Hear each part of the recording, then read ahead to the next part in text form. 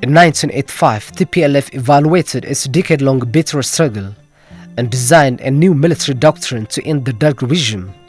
Following this, the front decided to launch the unforgettable operations like Agazi Operation Maqala, the 15-minute operation that freed 1,300 prisoners. We determined the status of the enemy in terms of its cohesion, in terms of its operational capability, in terms of its armament, and came with clear military thinking, a package of military thinking, which we called at that time our military doctrine. The military doctrine, as we understood it at that time, was a package of concentrated ideas of how we shall conduct our operations and how we shall build our forces. But we had to take those concentrated packages of ideas into, it has to be cascaded into lower levels of thinking, like military science, military art, and principles of military art, all those things. We came with all those ideas, their experiences elsewhere in the world, and then started implementing those packages of ideas, which are extremely objective, in my opinion, and highly scientific. Then we saw the result. The Derg regime, that felt humiliated by the successive military victories of the TPLF, started to take desperate measures. The fascistic bombardment of the market at housing led by the Derg's legacy ASFA, where over 2,500 people perished in just one day, only led to more determination of the people to do away from the regime.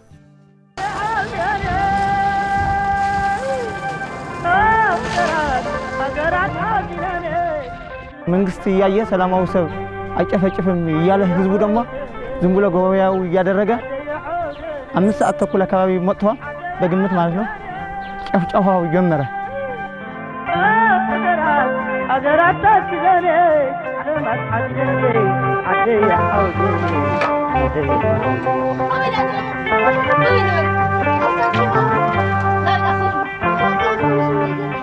አባቴ እናቴ ወንድምቴ አክስቴ 13 ሰው አካባቢ በቃ ጠቅላላ ቤተሰብ እንዳለ ቤታችን ላይ መርዛም ጋዝ አረፈና ሁሉ ነው የተጨፈጨፈ። ከ20 በላይ ነበርና 13 አካባቢ ሞቱ።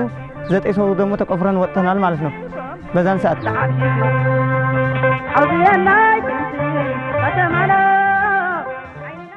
Such inhuman actions of the military junta only served to step up the resistance and quicken the regime's inevitable march to defeat. Notable example is the one-day historic battle that took place at Shire in the Selassie, which the 604 Corps of the Derg was defeated. At this showdown, over 40,000 of the Derg soldiers, including their generals, were captured.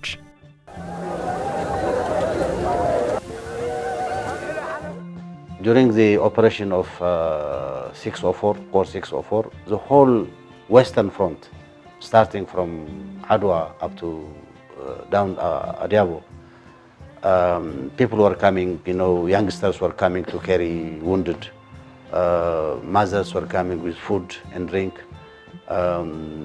all peasants were coming to help us, in our logistics, supply bullets, help us carry our guns, construct some little roads. It's a massive operation, that created the movement of the whole people. There is a song that was sung at that time which effectively describes this situation, which says, mothers say, يدهلو مرفع دقنا ساعونا أقلقل حزنا. That's literally what people were trying to do. So that's how the operation was conducted. It didn't take long for TPLF to realize the need for rallying all Ethiopians for democratic change. It is in light of this that it started to form coalitions with progressive groups representing other brotherly peoples. That's how the EPRDF came into being. We were able to move to the Amhara region, to the to the center of the country, and the Amhara peasants were very very enthusiastic to welcome us, because they were looted, killed, imprisoned, and forced to go to war to the army, and also their agricultural products were being taken away by the junta at low price. So they had all the grievances. So they were anti-junta, they hated the Derg then, and they wanted it to be destroyed, and they wanted us to stay there, arm them, organize them, lead them, then they will fight it out. And they did. Just as the Tigray people fought against the junta, the Amhara people also fought, the Oromo people also fought. And there were other armed units in the Afar and Somali region, in Gambela and Benishangul Gumuz and all. So everybody did what it can, contributed to the fall of the Derg, and so the Derg was dismantled.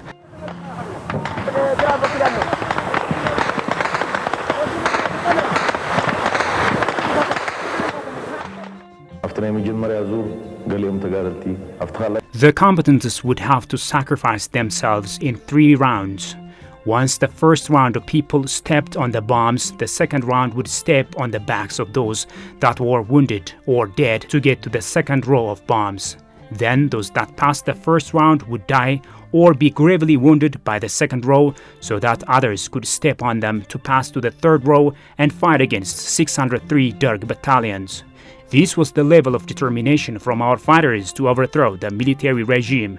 Following the multiple defeats, the Derg has prepared to aggressively annihilate the people of Tigray with roughly 50,000 military troops in 3 corps known as 603, 604, and 605.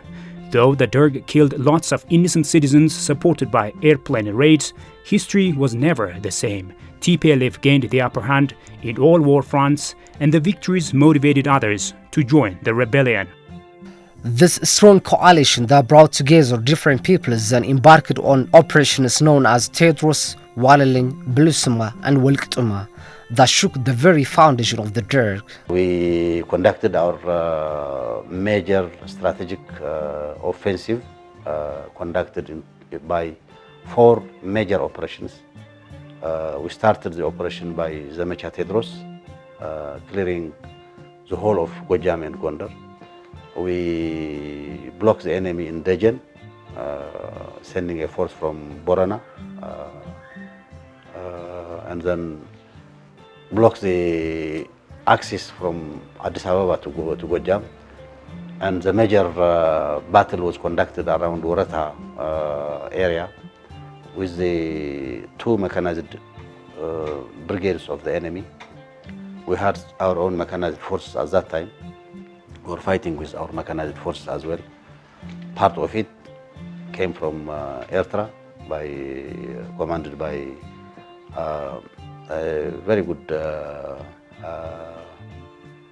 mechanized brigade commander called Wedilete.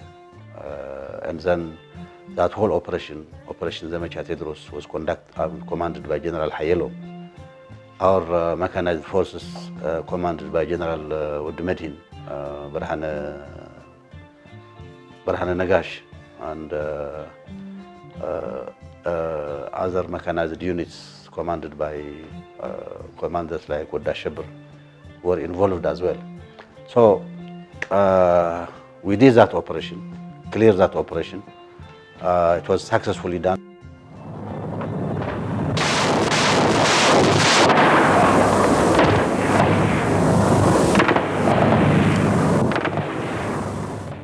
After a battle of 1 week or so, then we continued into Operation Bilisuma Wilkituma to Olega, and then that continued up to Ambo, clearing the whole of highlands of Gida Kira Amin Horogudru of Olega, Nekamt, and turning towards Ambo and in the direction of Addis Ababa, leaving western Olega to the right.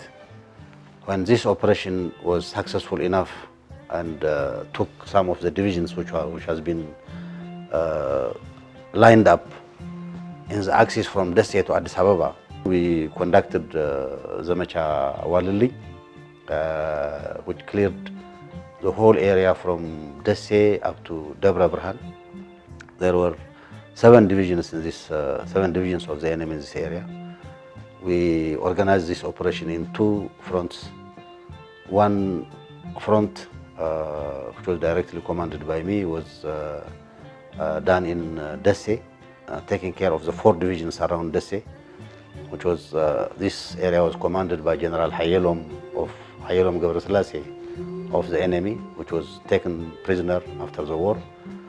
Another front was commanded by General Samora, which was in the Armabur area. There were 3 divisions there. It was conducted simultaneously at one time. Then within a day and a half or 2 of fighting, this whole area was clear. Maranya is a place where the last major battle that drove the last nail into the coffin of the Derg regime took place. Our army, the Derg army, used to travel with planes, vehicles, and all available means of transportation could not accomplish its duty. But the TPLF army traveled all the way on foot to the battlefield. They were very fast. The other technical, the TPLF fighters, which created a real concern on us, was the shortcut offensive. This is how the gallant TPLF EPRDF fighters brought an end to the ruthless military junta. An incredible story of bravery that will remain etched in the minds of all Ethiopians.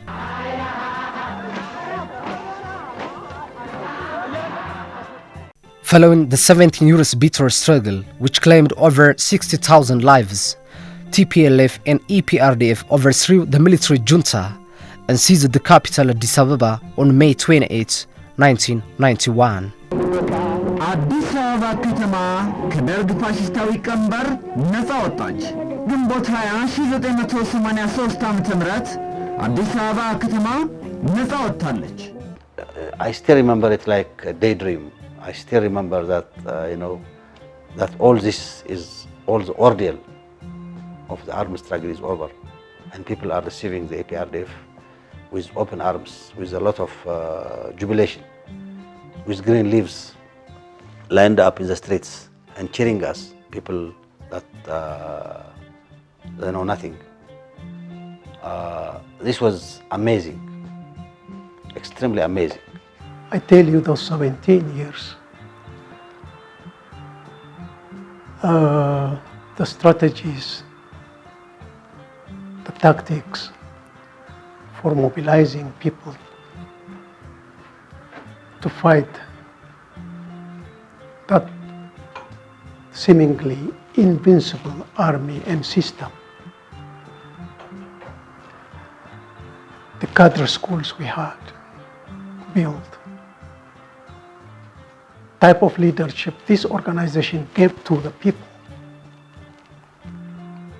the type of national, at the nation level, coordination created by within the different movements in the north, in the south, in the east, everywhere. I'm not sure whether any of our universities could give us now this quality of thinking and ability.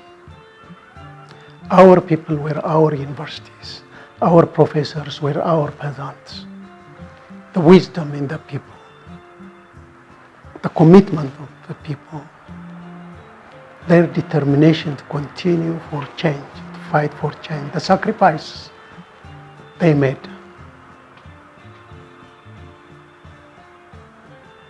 It was a huge wave of massive force and mobilization that created this a change in situation in this country. It is the TPLF's line that worked out. TPLF was right from the beginning in formulating the right strategy, the right goal, and the right tactic. That's what worked. The APRP's alternative didn't work. the all Ethiopian socialist movement alternative didn't work. After the fall of the military junta, EPRDF made history by ratifying a charter to form an inclusive transitional government, a move that took the world by surprise. The expectation from many quarters that Ethiopia will be disintegrated didn't come to pass as the result of the policies pursued by EPRDF.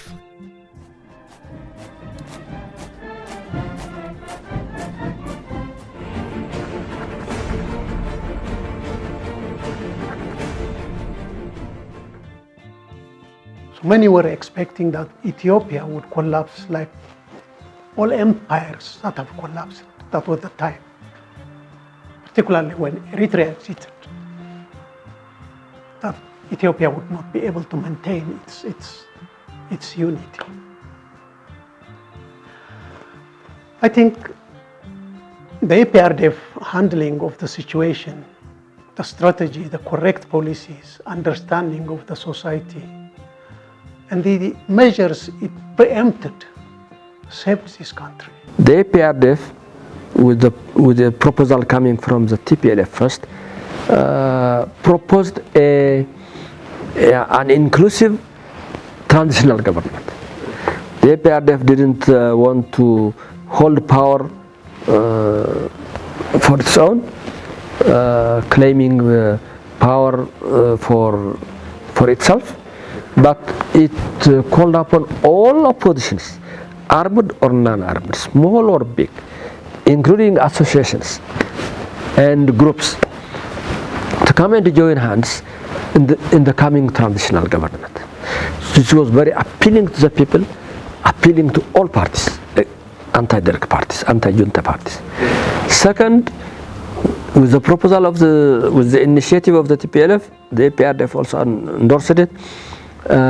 It called for a peace negotiation with the Derg, a ceasefire, because we don't want more people to die, more destruction in the economy, more disruption in the social fabric. So the Derg refused. But as we progressed, as we defeated it on the field, as we forced it to come to the table, it came to the table. 2-3 rounds of negotiations were held in Italy, in Rome, with the mediation of the Italian government of Italy, but there was no solution.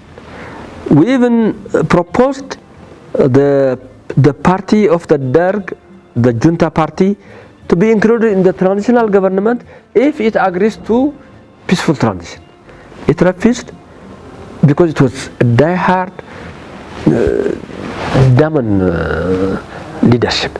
It couldn't understand everything is lost. It couldn't understand it will be defeated. So its arrogance and ignorance was a hindrance to bring peace. Then we had to go for offensive, and we did it. And we were advised, for that matter,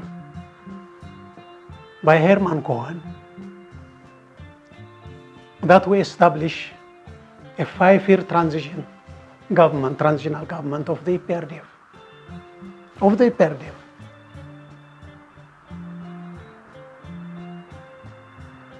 Which our partners in Eritrea, including the TPLF delegation, supported that we establish the EPRDF 5-year transition period.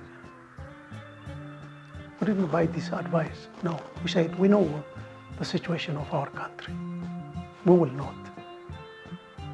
That's how we have invited the OLF to join us in this discussion, in this negotiation. We have the OLF here. But we have many movements. We have many liberation movements fighting the country. What are we going to do with them? Let alone, we said, those organized and fighting the war. We said we will invite, including civil societies organized today in Ethiopia, to be part of this transition. For me, and for all of us, for even for many external non-Ethiopian intellectuals, that was the creation of Ethiopia. How is not for that? The Ethiopia that we have been seeing for the last 27 years And the Ethiopia that we are seeing now could have never existed. Never and never. How? In 1991, the government led by EPRDF began a new era of development to lift its people out of poverty by embarking on all-rounded developmental activities. We started from scratch. A bankrupt government with no foreign currency, with no fuel, with no medicine, nothing. So there was a very critical situation when the Derg was dismantled and the PRDF took over power. So what we did was we were able to mobilize some resources from the PRDF itself and some from the donors after some time, especially after the transitional government was formed. And we were able to mobilize the agricultural products and something to be exported. Then that kept us somehow. The people of Tigray were soon to nullify the mockery of all its ill-wishers. This good beginning, however, was to be met by two major challenges: Eritrean government's invasion of Ethiopia and the differences within TPLF top leadership.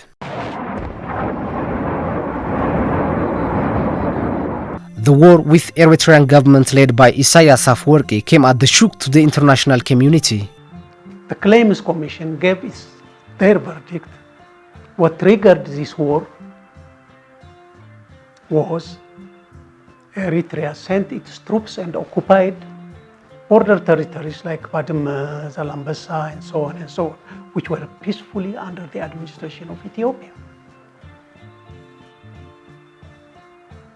Eritrea wanted to change this administration by force. It was imposed on us. It's not me saying it. It's in the papers of the verdict, the decision, the award given by the Claims Commission. And they gave award to Ethiopia that Eritrea is liable to this crime by imposing war on Ethiopia, by occupying border areas by force. This is what they did. We literally begged Eritrean leadership to save the day, not dragging us into war. Literally begged. We were denied that possibility. And we have been dragged into. It was disaster. Disaster for Ethiopia, disaster for Eritrea. And President Isaias has no reason to be angry at us. His commanders know that they were given order from their leadership to occupy those areas. They know it. They are saying it now. Isaias postured himself that Eritrea is a tiger of Africa, civilizer of not only of the Horn and across the Red Sea back to Africa. And we were considered as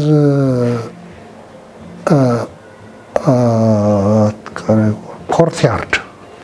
They wanted to influence Ethiopia, not to govern it, but to influence. There must be a puppet, an Eritrean puppet government in Addis. This was a major cause. We'll go into visiting that history, and for sure, in short, I can say it is a failure of leadership. A failure of leadership, not a failure of strategy. That strategy must live because there are so many bonds that unite those two people, those two countries, and we must work on them. We must work along those natural laws. It's a must. So that was a major challenge. In 2001, the government designed new Renaissance strategies to be implemented in many phases. These strategies have brought about economic transformation unprecedented in the nation's history. and all Ethiopians could have been benefiting from this transformation and the exercise of democracy, equality, rights and justice for over 2.5 decades. What happened in the last 27 years is really remarkable from a historical point of view. If you take any indicator, for instance, education, access to water, access to healthcare, I mean, it is a tremendous achievement. This is a country that does not have real resources, no oil, no diamond, no really that would sort of give a boost to the economy.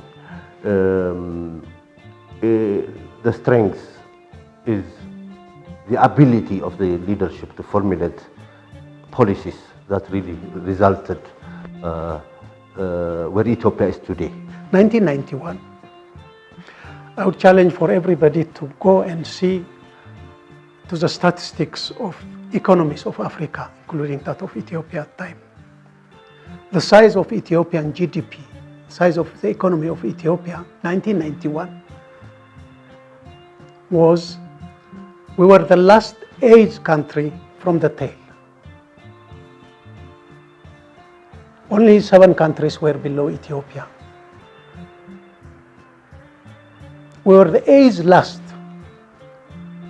1991. The total GDP size was around 12 billion US dollars. These are statistics of World Bank, IMF. And from the whole continent, we were the aged last. We were in the tail, definitely in the tail, around the tail, but we were the eighth.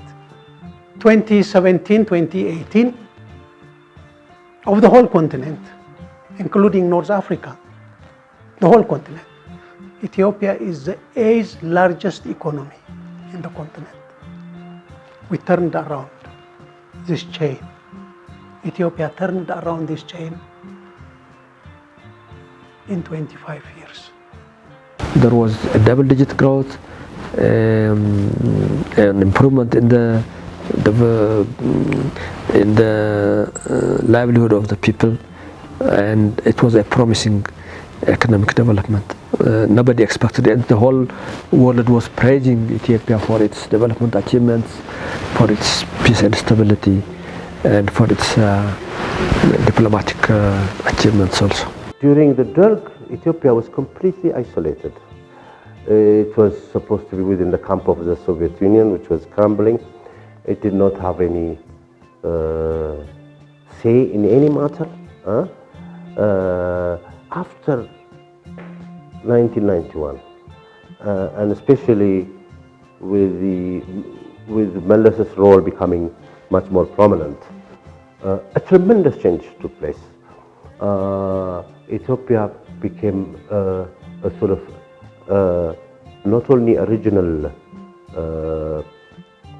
power, I would say, but eventually became the voice of Africa. If you recall, Meles now used to be,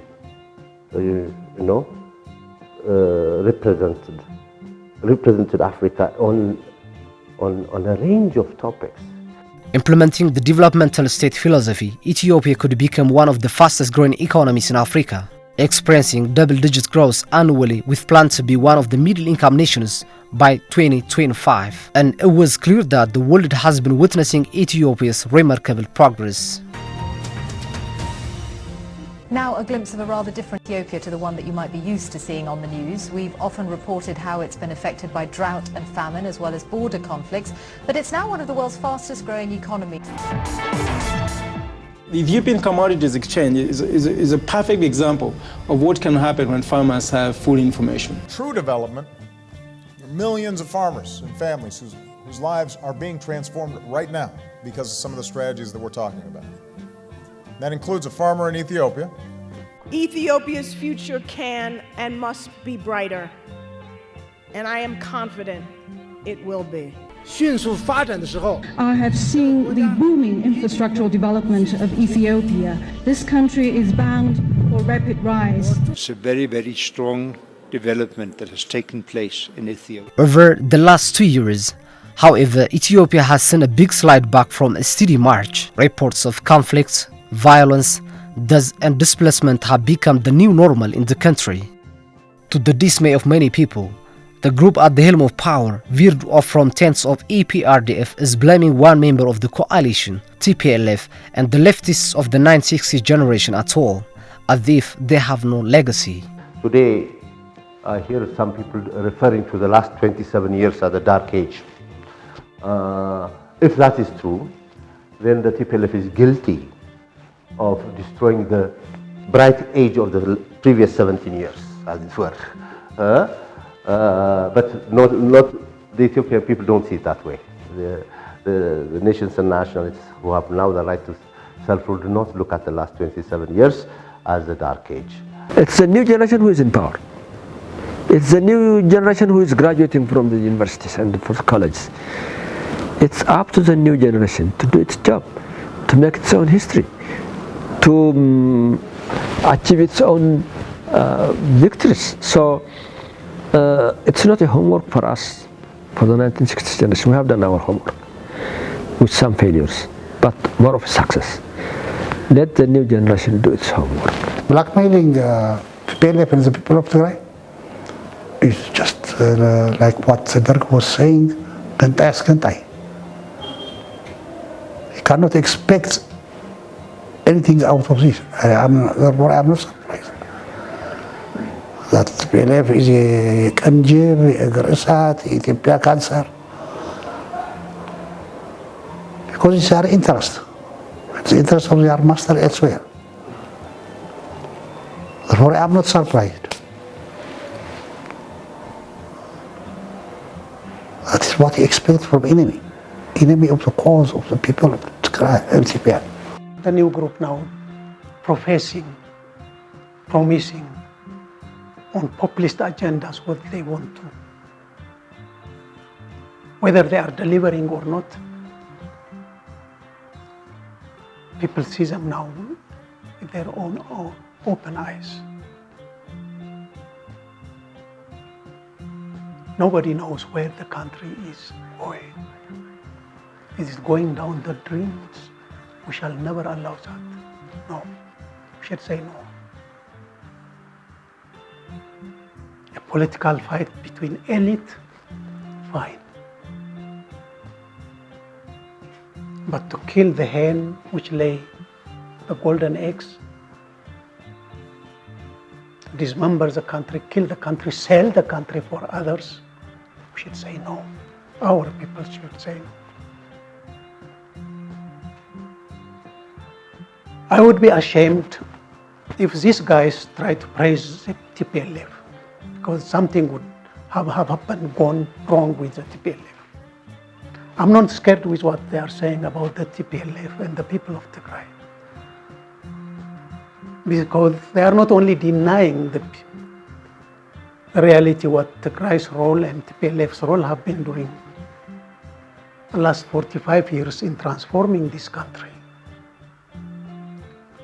It is the history of their country and people that they deny.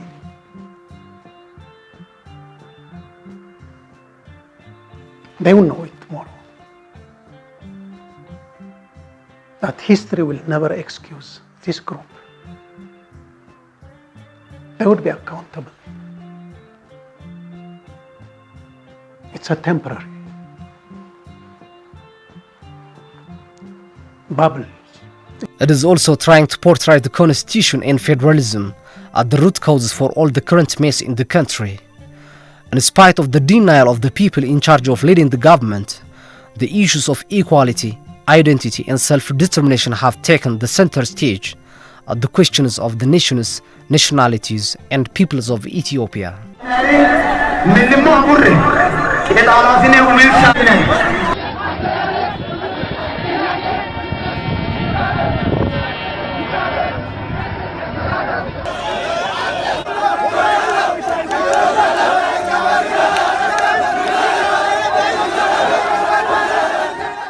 These are the burning questions that over 60,000 martyrs of Tigray died, and over 100,000 gallant fighters gave their limbs for.